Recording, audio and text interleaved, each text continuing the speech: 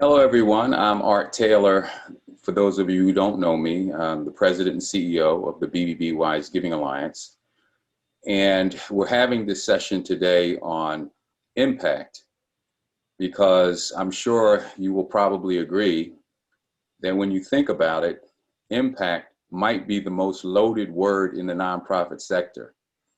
Some of us gather a definition of it from concepts like the logic model, which starts off with an organization's theory of change and then moves through identifying various results sort of tied to mission. So many inputs lead to outputs, lead to outcomes, lead to impact. We also know this is not always a neat package. These terms must be contextualized by resources and truly tied to the organization's mission. Outside the nonprofit sector, impact can mean donating or volunteering time. And many donors are clearly confused because many of them believe that impact is how much money a charity spends on its programs. So this word impact is truly loaded, and to really unpack it really does take some thought.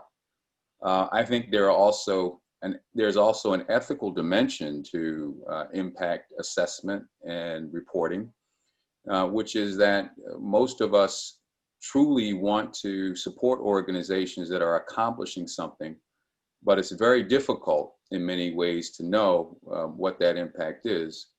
Also, of course, we can imagine that the work that nonprofits are trying to do is very difficult to achieve. And so it's not uncommon that an organization will fall short of its goals.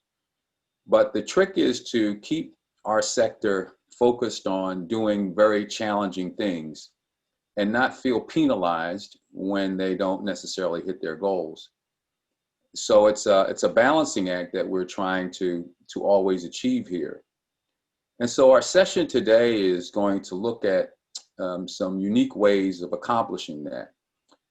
Some of these will involve maybe new ways of aggregating impact.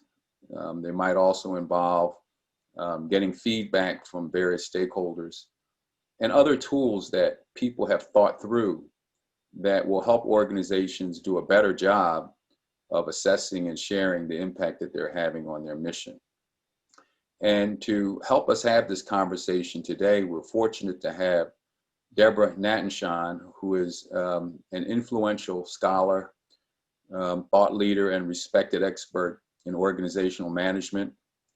Through her organization, DBN and Associates L3 and L3C, she guides clients on their journey through high performance as an adaptive consultant, trusted advisor, and culturally aware facilitator.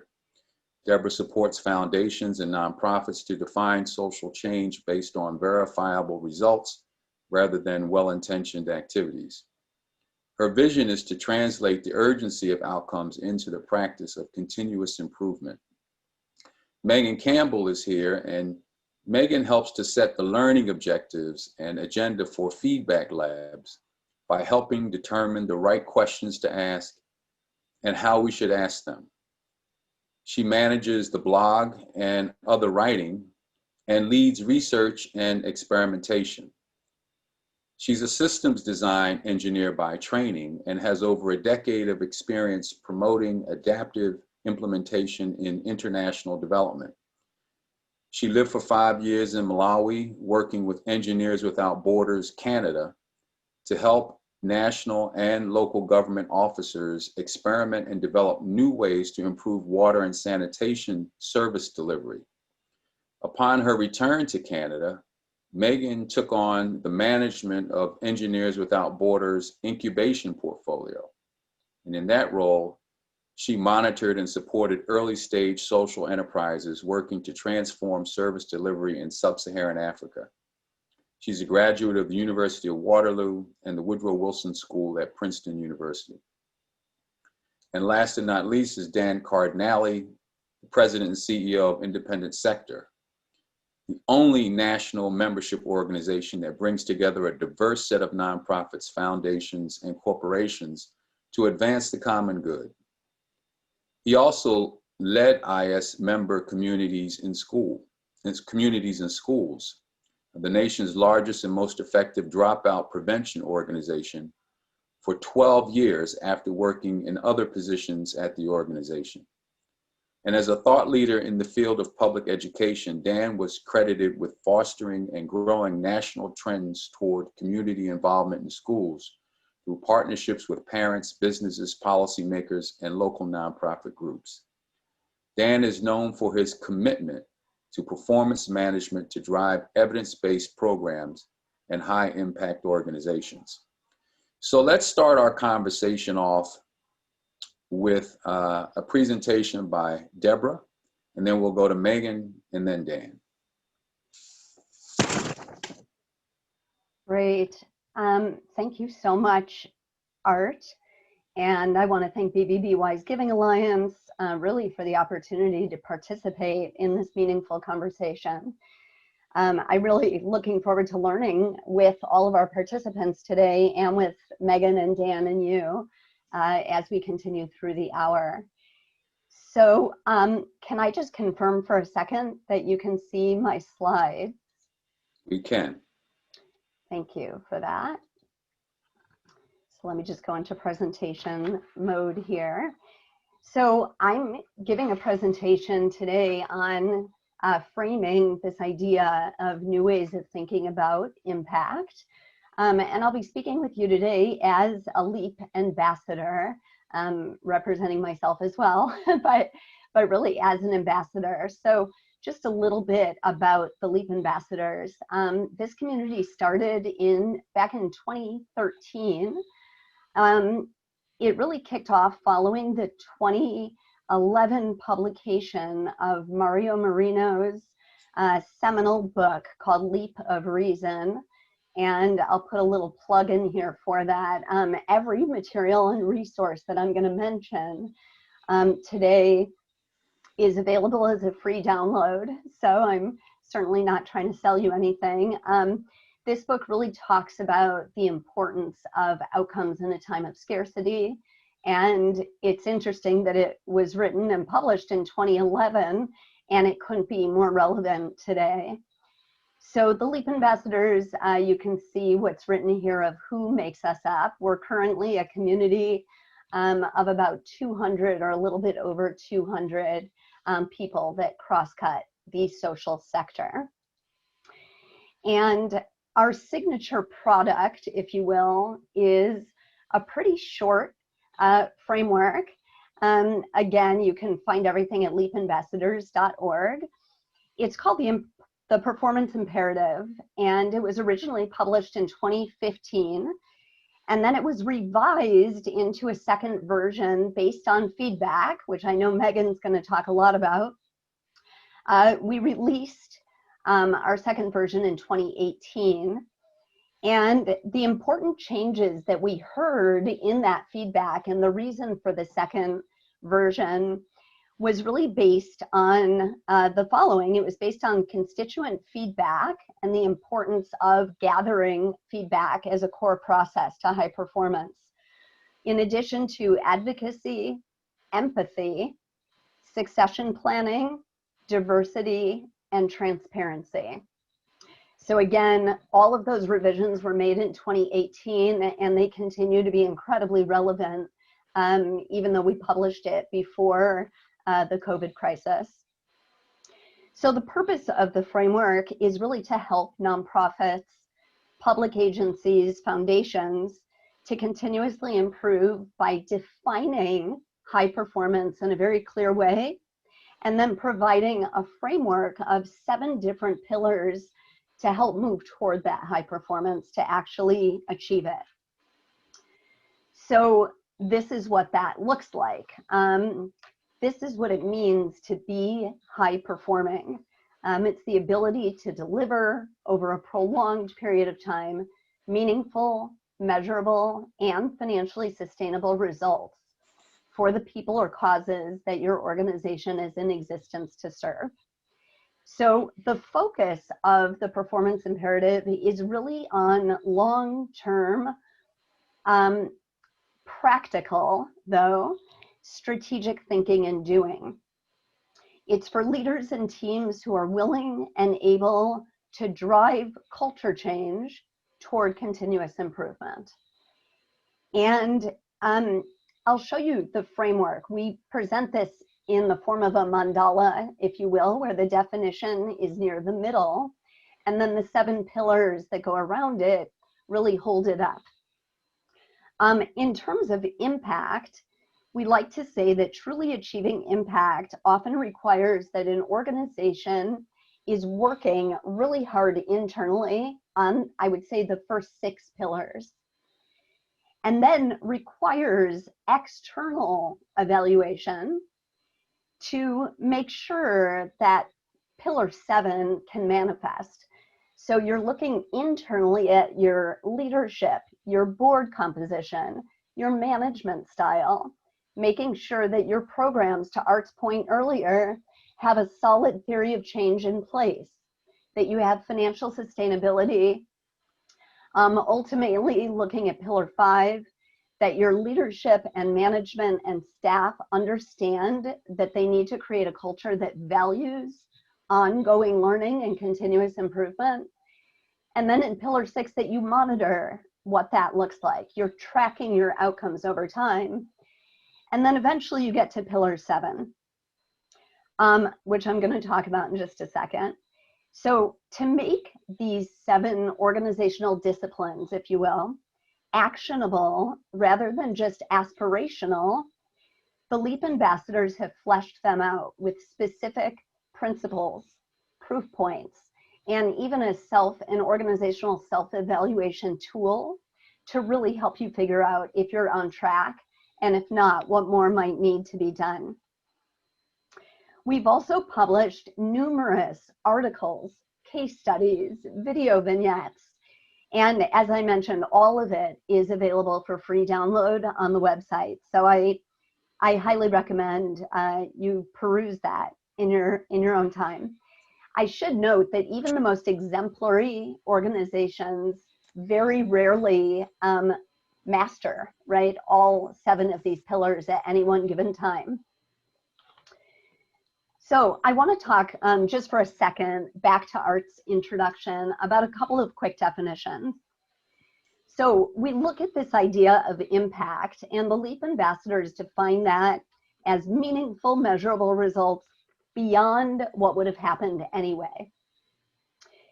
And I want to expand on that because we talk about the fact that achieving impact requires not only that good things happen, but also that those things are the direct result of an organization's efforts. And assessing whether an organization has actually achieved impact almost always requires external evaluation. So that goes back to pillar 7 that I mentioned earlier.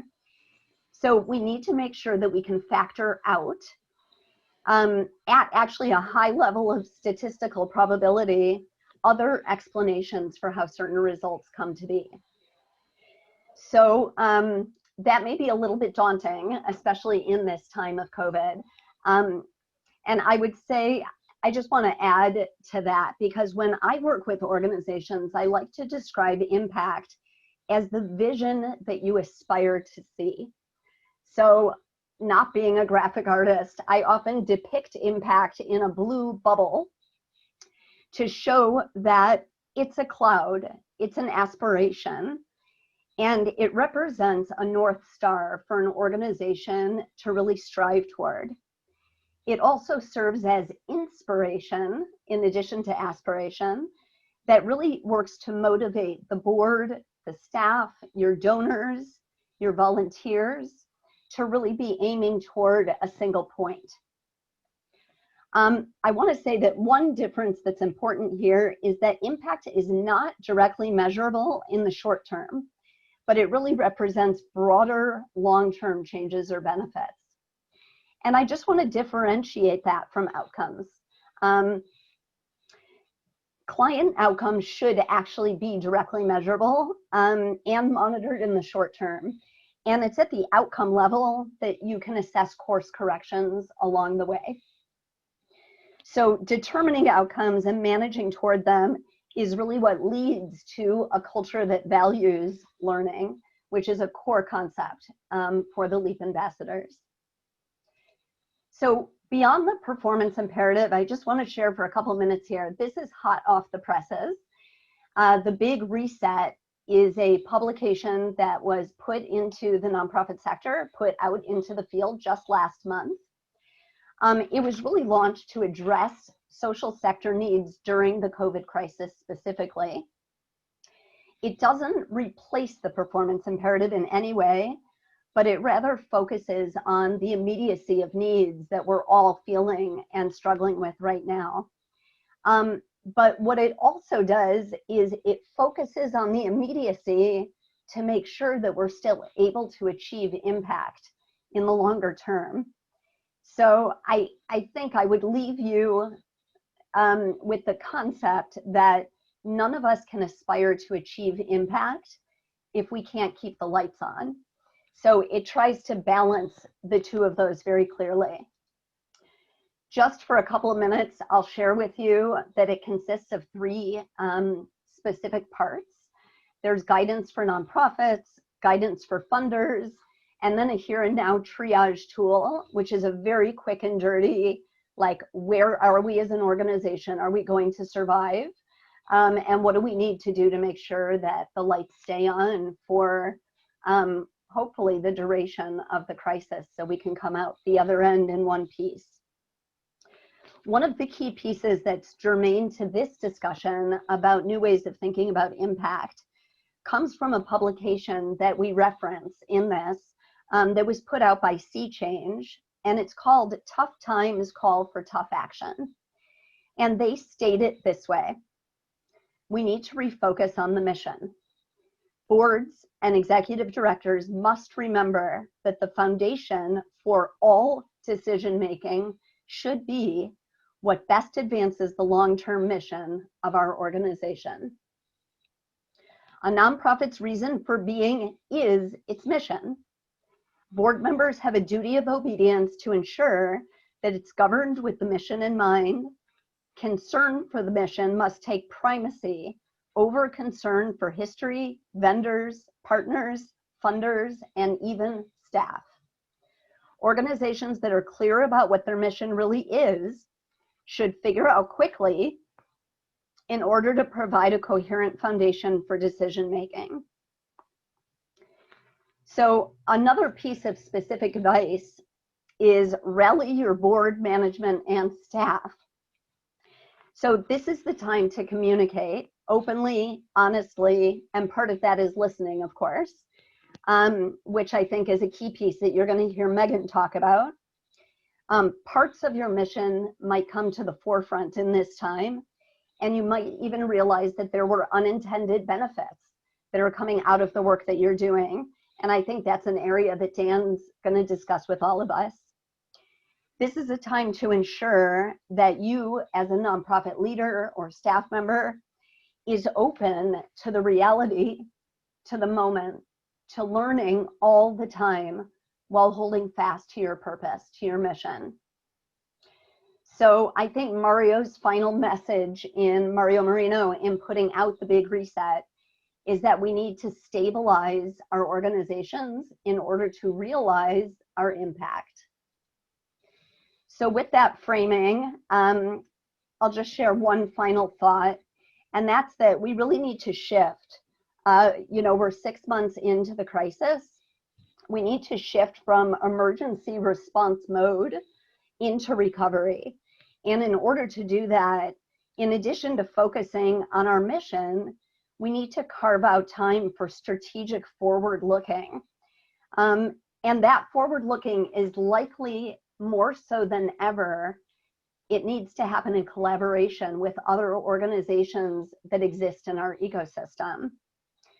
In speaking on a recent panel in Chicago, where I'm based, I was asked about the best ways to continue to achieve impact. And my response was to focus wholeheartedly, not on changing your mission to meet the moment, not on altering your outcomes, but in getting incredibly clear about what the purpose of your mission is, why it was devised, what it set out to achieve, and which of your programs are fully aligned and which ones might have formed over time based on mission creep. And that's an area to really focus right now. So to figure out how to best do that, I think Megan's going to walk through some best case ideas for how to gather the right feedback to make some of those determinations. And I hope that this framing provides some ideas to all of you as you consider your own new ways to think about impact. I wish everyone well in this great time of uncertainty, and I look forward to the conversation.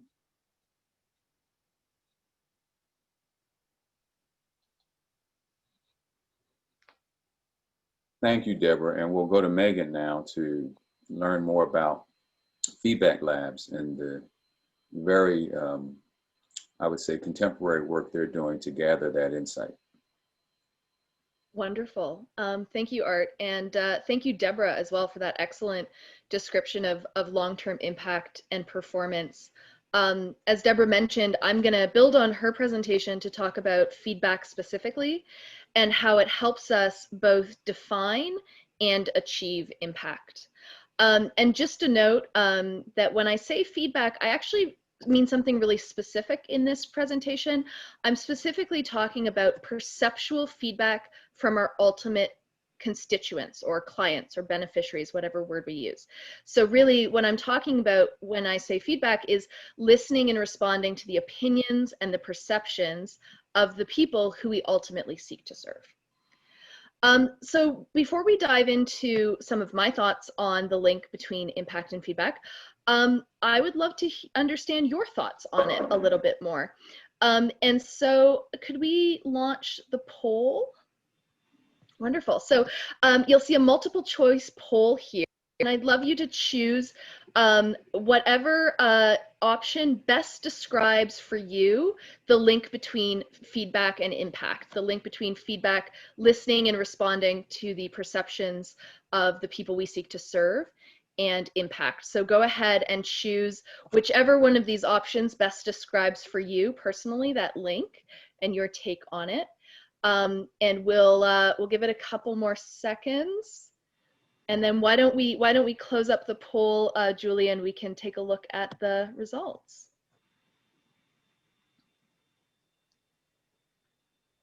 Okay, so I'm surprised that not one person here doesn't think there's a strong link between feedback and I expected at least one person to be a bit contrarian.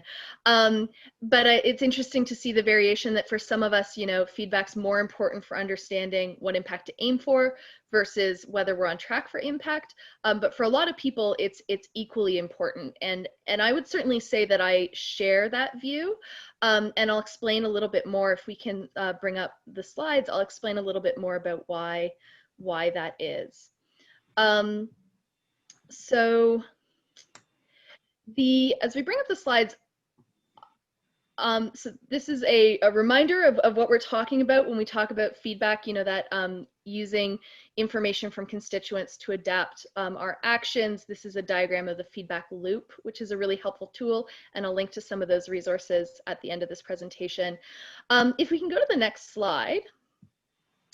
The link between feedback and impact has actually been studied, I would say, most systematically in the medical field in the United States. And there are multiple studies that have found that when doctors listen and respond to patient feedback, so a patient's perception of how their treatment is going, there are actually really large and statistically significant improvements in medical outcomes. And so one of the ones that I've highlighted on the slide here is that when therapists listen and respond to the perceptions of their patients about how their therapy is going, it actually results in double the number of clinically meaningful outcomes of that therapy, which is actually a staggering result when you think about it for something as simple as the act of listening. We'll go to the next slide, and that pattern of feedback helping us achieve impact is repeated in the social sector as well, and there are a number of studies that demonstrate that. To my mind, that's for three reasons. The first is that feedback helps us define what meaningful impact is. So Deborah talked in her presentation about impact being meaningful, measurable results. And really, we don't know what a meaningful result is unless we hear from the people we serve what it is that makes the most meaningful, positive difference in their lives from their perspective. So hearing that feedback helps us to define what impact we should be aiming for.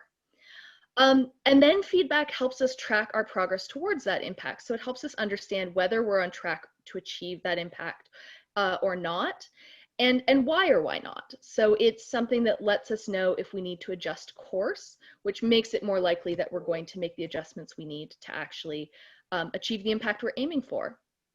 And then finally, I think feedback, and this is coming out more and more, I would say, in the last several years, that feedback really helps us center equity. It helps us understand whether we're achieving impact for all the people we seek to serve, and in particular, whether we're on track to positively affect the lives of the most marginalized people we seek to serve. And understanding that, you know, how do our programs affect the most marginalized people in the communities that we're aiming to serve, really, we understand that when we talk to those people, when we hear that feedback, and then when we respond to it. So if we go to the next slide, you know, I can state these things, but I think it's really helpful to hear some examples. So I've got an example for each of these points. So first, the idea that feedback helps us achieve the impact, or helps us define the impact that we should be aiming for. The example is from the Irvine Foundation, which serves people in California. And in 2016, they were refreshing their strategy, and they knew that they wanted to act in service of low-income workers in California. Those are the people they serve. But they didn't quite know like what they should be aiming to do, what impacts they should be aiming for to best serve low-income Californians. And so they hosted 14 listening sessions all across California, covering 10 different languages. They heard from over 400 Californians about how they could achieve their vision of a California where all low-income workers have the power to advance economically.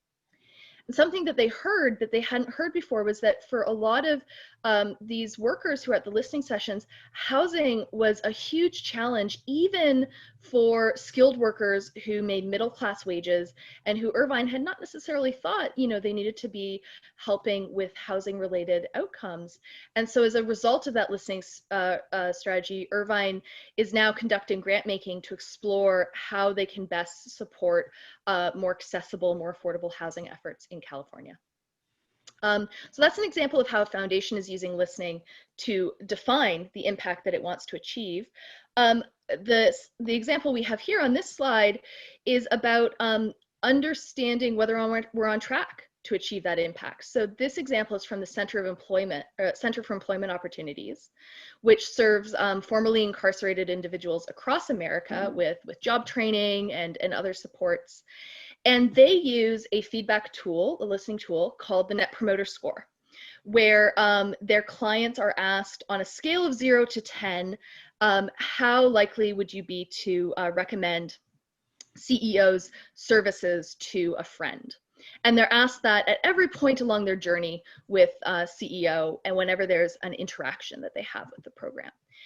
And what they do is anyone who rates them 6 or less on that 10-point scale actually gets a call from a CEO staff member to understand why they gave such a low rating. And so the man on this slide, Louise, rated CEO a 4. So he said 4 out of 10, you know, he would not really recommend them to a friend because he'd been in a job interview and he hadn't gotten the job. And so CEO staff called him, and they came to understand that they had dress code requirements that Louise hadn't really been explained to him. They were unclear. He was feeling frustrated. He was actually considering dropping out of the program because he just didn't feel like he was getting the clarity and the support that he needed. And so his feedback really quickly, like in an hour after his interaction, you know, his interview that CEO had set up, his feedback showed CEO that there was an issue. And by pinpointing that there was an issue for this client. They were able to address it. They were able to give Louise the support he needed to get back on track in the program, and he actually completed the program successfully a couple weeks later. So feedback can help us track progress towards impact at that individual level, helping us understand where we need to intervene to keep our programs on track for the impact we want to have, but actually also across portfolios of programs at a broader level. So more and more, for example, impact investors in the social sector are using feedback from clients of the social enterprises in which they're investing to understand whether those social enterprises are on track for the impact that everyone hopes they'll have. And then my final example, if we go to the next slide, about how feedback helps us center equity when it comes to thinking about impact. This picture is from Art Effect, which is a New York-based nonprofit. And it was interesting because they had a pretty robust feedback practice. They asked their students for feedback on the organization, and their students gave them really high marks. You know, they said, yeah, Art Effect has great programs, they really help us. But Art Effect, with the help of the Fund for Shared Insight, started to actually disaggregate those feedback scores and comments by demographics. And what they realized was that those high scores were driven by white students rating Art Effect really, really highly. And then Latinx students rating Art Effect, you know, somewhat in the middle, and Black students giving Art Effect really low ratings. And so they were able to look into the patterns in the feedback that they were getting, and realized, for example, that they needed to translate their course and their marketing materials into Spanish to better serve some of their students, that they needed to create better linkages between the different programs that were used primarily by their Black students to really make them feel like they were on track to benefit from the programs. And so in this way, you know, taking a closer look at the feedback they received helped them understand whether the impact they were having was equal across different students that they were serving, and it wasn't, and it helped them to address that. So feedback can really help us center equity in our understanding of impact as well. If we can go to the next slide. So where does Feedback Labs fit into this? You know, hundreds of nonprofits and foundations across the US and around the world are really jumping on this trend of using feedback to help them achieve greater, more equitable impact. Feedback Labs, the organization I work for, we support that movement. So we help those hundreds of nonprofits and foundations come together, learn from each other, collaborate, encourage other nonprofits and foundations to improve how they listen as well. And so all of the ways to join this movement are linked on this slide, and I know you'll get a copy. So I do encourage you to reach out and join us, whether it's by joining the newsletter or coming to one of our collaborative brainstorming events, which we call Lab Storms, or one of our summits, which we call Feedback Plus. And if we go to the final slide, I also encourage you to access feedback resources to help you and the organizations you represent take the next step on your feedback journey. I think there are more resources out there than most people realize that can not only help you better understand how feedback can help you achieve greater impact, but can then also help you improve your feedback practice along that journey. And so I've linked to some of those resources here, but I do absolutely encourage you to take advantage of all the resources that Feedback Labs has compiled. So I'll stop there, but I hope that gives you a sense of the link between feedback and impact. Well, thank you, Megan. And we're going to turn to Dan. And just as we do, I wanted to just mention that I'm happy that we're going to be getting some brand new insight from independent sector from Dan today. And also just to remind everyone that the Wise Giving Alliance, along with independent sector and GuideStar, produced some years ago a product called Charting Impact, which many organizations still use today to help them think through their impact journey. And I would certainly commend that to any of our listeners who haven't used it yet. And also, independent sector has also produced principles for good governance and ethical practices. And number 7 of those principles calls on organizations to do assessments of their impact. And of course, the BBB standards 6 and 7 asks organizations to establish a policy for assessing impact and actually have the board and the organization conduct those impact assessments every couple of years or so. So we can talk about the old stuff, but here we are, Dan, to talk about some new ways of looking at this. That's great. And thanks for the collaboration with you, Art, as a former board member of Independent Sector and kind of a just wise and seasoned leader. The fact that you're putting this on is a great example. I'm just putting the principles in the chat for folks to see, which I know you were part of. So what I thought I'd do today, if it's helpful, is to pull us out. Between Deborah and Megan, I think we've gotten really powerful and extremely contemporary learning around how to navigate these times. I think between the leap of ambassadors, which I'm a proud member of, and the content there, and then Megan's really thoughtful piece about the multiple ways feedback becomes continuous improvement and very much centered on user. I want to pull us out a little bit in terms of what's going on and what are we learning about the context. So I want to first offer a case study that this is possible at scale. And it's not for the faint of heart. So I'll talk briefly about the time I led communities and schools. And I'd like to take a deep dive into a piece of work we're doing we think is critical in helping aim all of us in terms of how we navigate these waters, and then provide a couple resources. So just briefly, for about 16 years, I was at Communities and Schools, which is a very large youth serving organization, which had at its inception a goal of lowering dropout rates for the most disenfranchised, which are young people in poor communities that are primarily kids of color.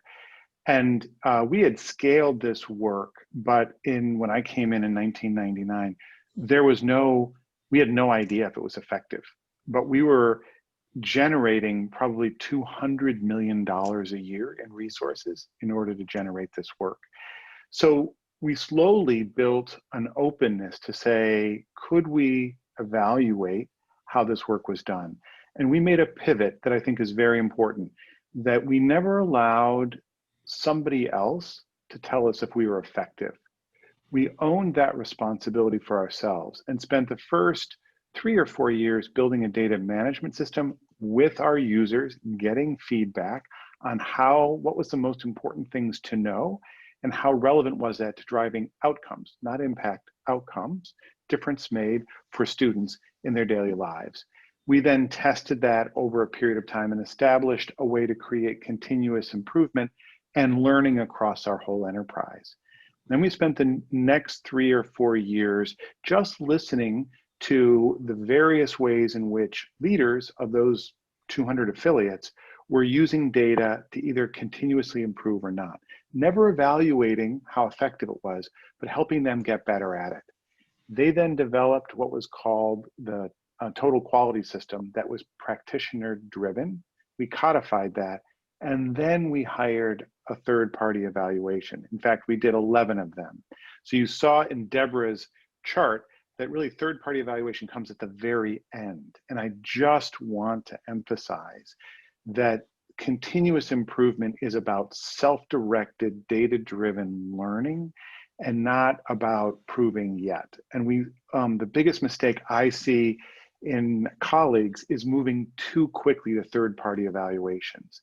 So just really encourage this notion that Megan laid out of feedback as the most powerful mechanism to create continuous improvement and then getting more and more sophisticated over time. What we then did is we did a series of third-party evaluations, and I want people to hear this loud and clear. We had a very large network, 200 affiliates. Half of our network was making no measurable difference in the young people they were serving. So what do you do with that moment when you pour in your heart and your soul? You're mobilizing 60, 70,000 volunteers.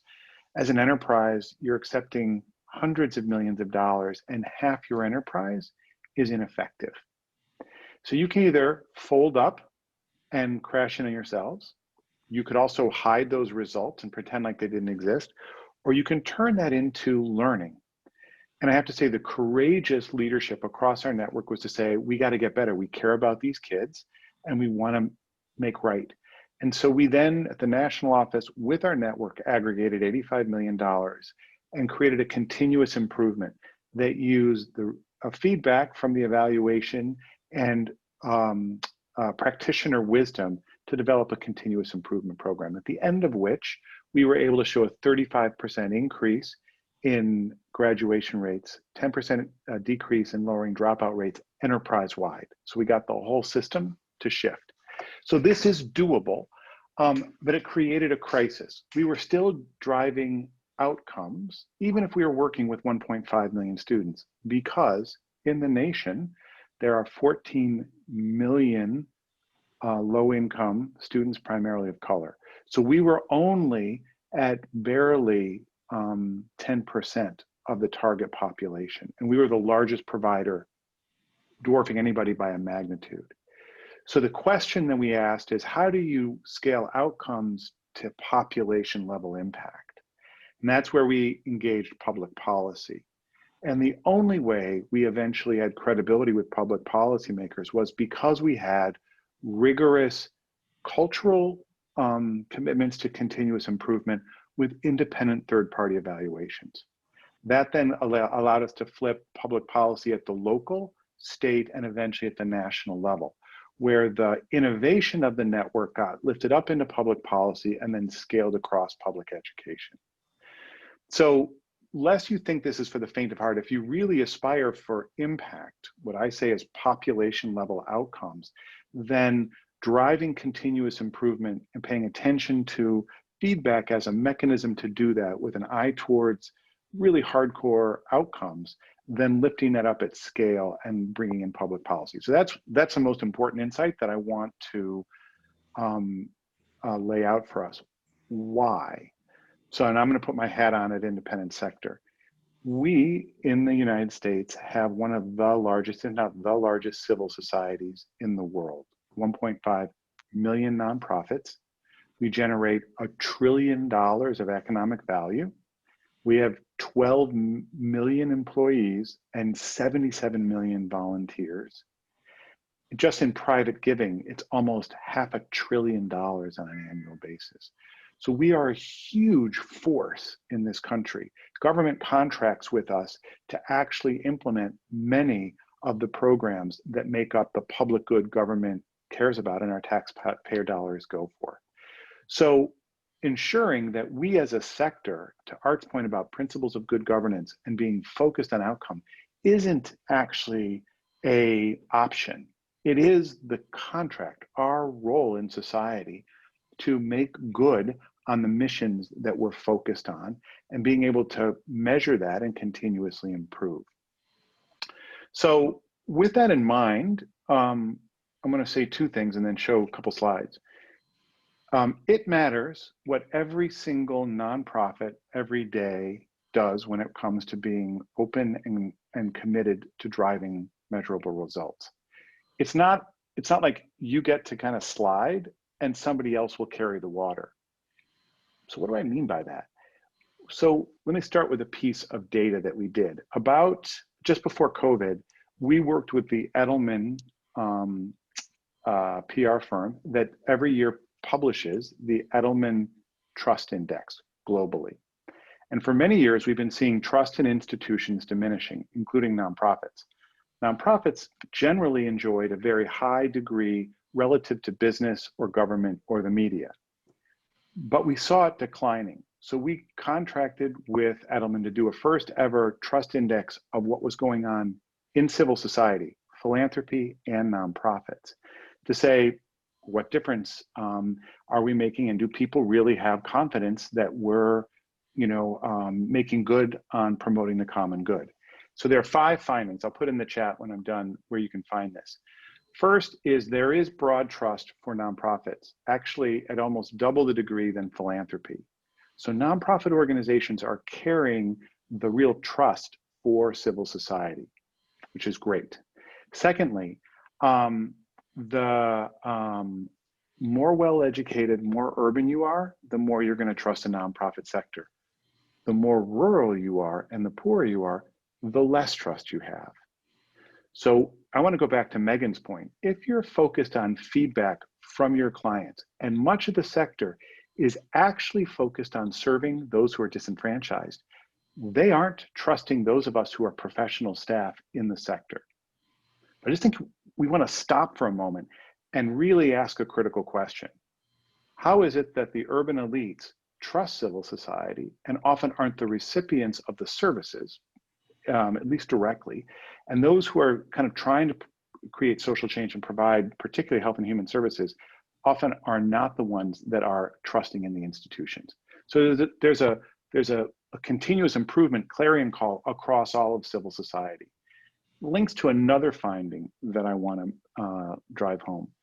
The more transparent and accountable a nonprofit institution is, the more trust people have in it. So again, I'm going to make that point. If you are actually honest and transparent about making good on your mission, you are bolstering trust in your institution, which by the way, directly then relate to your ability to raise resources, and you're strengthening all of civil society. So when I say that none of us can hide, to the extent that we're outcome and impact focused and transparent about our continuous improvement, we are not only serving our own organization well and the people that we serve, we are actually strengthening an incredibly important institution in the United States, which is civil society. So we carry, each of us, almost a moral responsibility to be in a continuous improvement mode and to take the fine tools that Deborah and Megan have introduced to us and said this is part of what it means to be mission focused. You can't be mission focused unless you're building trust and making good on the common good that you purport to do, and you have to do that in a measurable way. So the last thing that I will share, I'm going to do a screen share here, is, oh boy, let's see if I can, sorry, let me just, we're about to publish in a week a new report called the Sector Health Index. Let me just put it up here on the screen. Sorry, I broke my elbow and I'm a little slow with the mouse. There we go. So what is this? The Sector Health Index is, which will include trust, is a way for us as a whole sector to say, are we healthy and able to deliver on the missions that we all hope to achieve? Turns out there is no place that we can actually determine if we're a healthy sector. Today, each one of you could pick up your iPhones and look at the markets and say, oh, we're doing well today, right? We get quarterly reports on all sorts of data about the economy and about government, but we don't have any idea how we as a sector are doing. So we want to make sure that we understand that the sector is strong or not. We want to create one place where you can get that information. And Megan made this point about feedback being a mechanism where equity is placed at the center.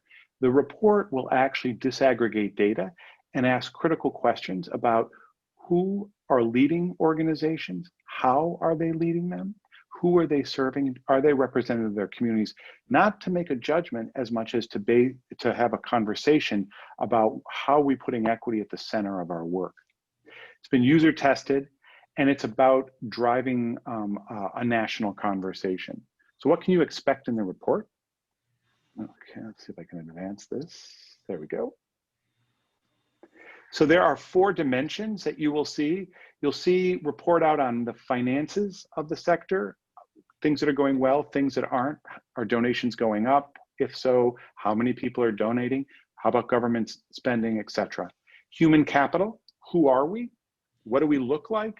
Where are we allocated? terms of geographically, what parts of the sector are well resourced, which are not. To Art's love on government leadership and governance, how well are we actually carrying these institutions forward? Who are leading them? Are we ethical in the way we proceed? Where does trust factor into your work? And then policy and advocacy. We believe that the sector underutilizes its voice, and it's a critical part of what civil society does for a healthy democracy. So we're actually beginning to measure how activated the sector is. So this will be the first iteration. We will get it out to you all. We're very much interested in your feedback. And there'll be a whole data agenda for us to continuously improve. And to Megan's point, we really want feedback from the users. So this will be coming out in just 7 days. We'd hope to have it out by the time of this webinar, but we got some late incoming feedback just before we were published, and we wanted to be authentic to that. So we slowed it down until we were ready to publish. So with that, I will turn it over to, I guess, an open discussion. Yes, and Dan, thank you so much for not only sharing the story, but also giving us a new glimpse or an opportunity to get a glimpse at how our sector as a whole is performing. We can talk about the impact of individual organizations and really feel good about what we're doing individually, but to have some idea of how we're doing sector-wide is really important for many obvious reasons, not the least of which is that our government partners are always wanting to know how we're doing. And I think that's going to give them more of an ability to help us help them and help us help the country. So really appreciate that. I want to begin asking our participants, people who are listening in, if you have any questions, you can just put them in and my colleagues will distribute them to me. But I did have one question for Megan right off the bat. Do organizations using these tools for to assess the extent of the feedback they're getting, do they actually do anything with them that you've noticed? In other words, when we find out that people aren't necessarily comfortable, what are we doing about that? Are people actually taking this information and doing anything with it?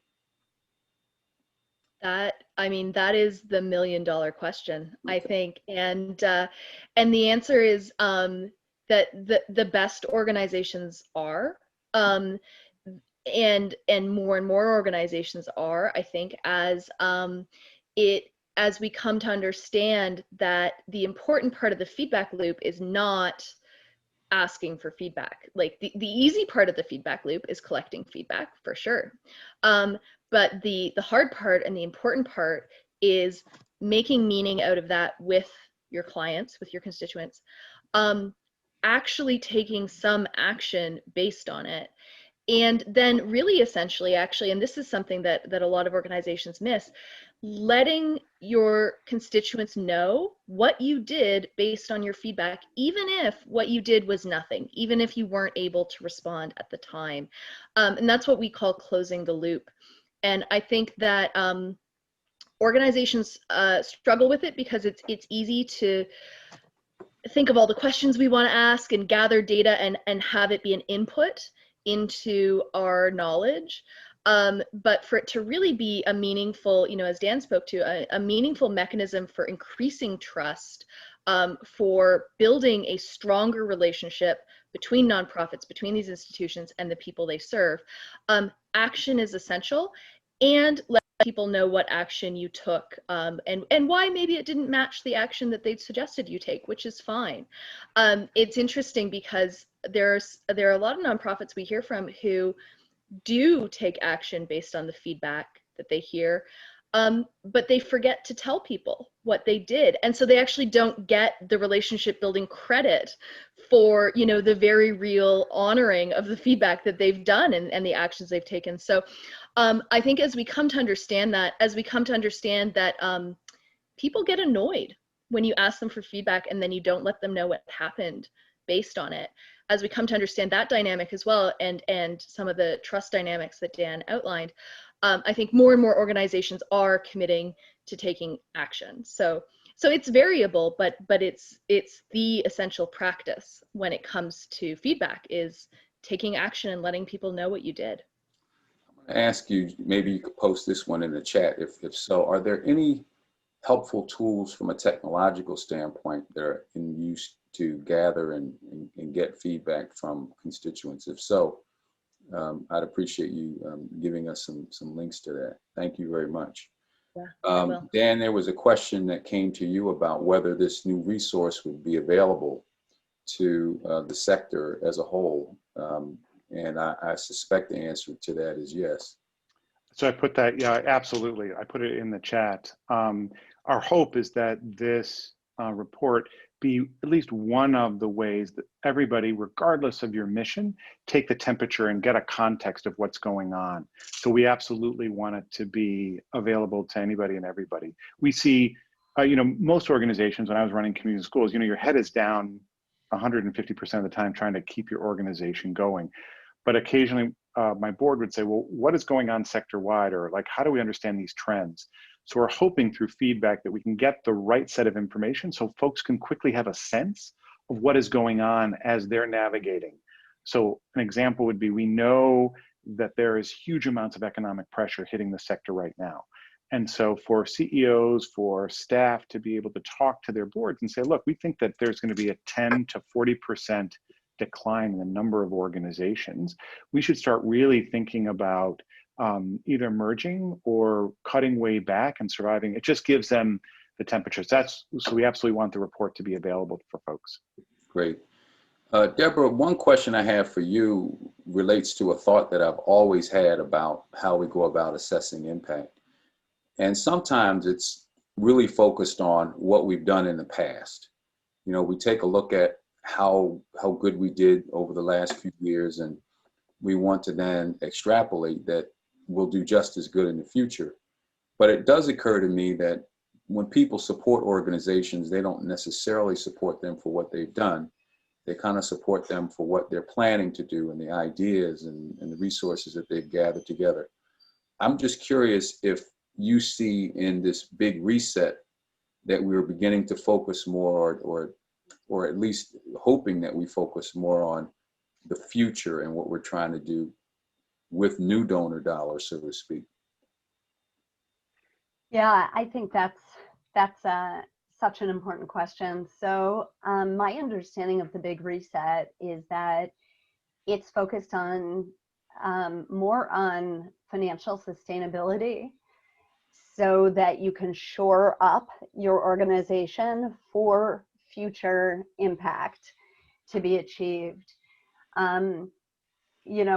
Which is the critical question right now. And I think if it's a question from the donor perspective, I like the investment and social entrepreneurship analogy, which is, if someone is thinking of making an investment in an organization, knowing that organizations are changing, shifting, pivoting right now because of the crisis, I think the investment you're making is really in the executive leadership and in the board and in their ability to do everything necessary to achieve mission.